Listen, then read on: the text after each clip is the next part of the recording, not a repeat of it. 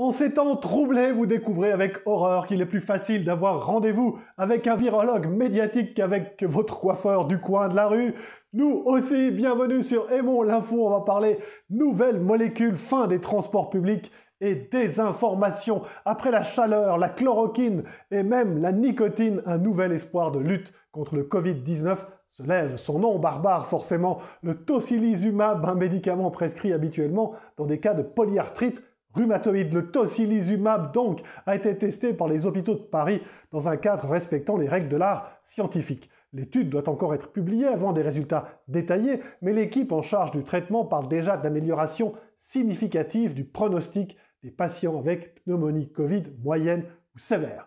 On quitte la lutte contre le virus et on se projette dans l'après-crise. Qui aura encore envie de s'entasser dans les transports en commun alors que la promiscuité qui y règne est propice à la propagation des virus? Un expert du Boston Consulting Group pointe le danger. En Chine, leur utilisation est en baisse de 50% et la voiture a repris toute la place avec les embouteillages et les difficultés qui vont avec. Pour rétablir la confiance des usagers, le cabinet de conseil estime que les autorités doivent mettre le paquet, quitte à accrocher du gel hydroalcoolique à chaque siège, désinfecter les wagons 10 fois par jour ou distribuer des masques à l'entrée des convois.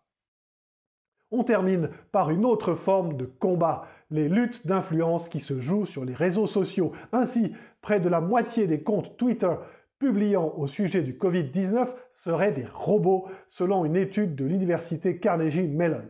Fausses nouvelles et désinformation seraient le fond de commerce de ces comptes à tel point que l'OMS parle désormais d'infodémie. Pour les auteurs de l'étude, on y reconnaît le ton des campagnes russes ou chinoises. Leur but ? Miner la confiance des citoyens dans leurs autorités. Quant à vous, prenez bien soin de vous.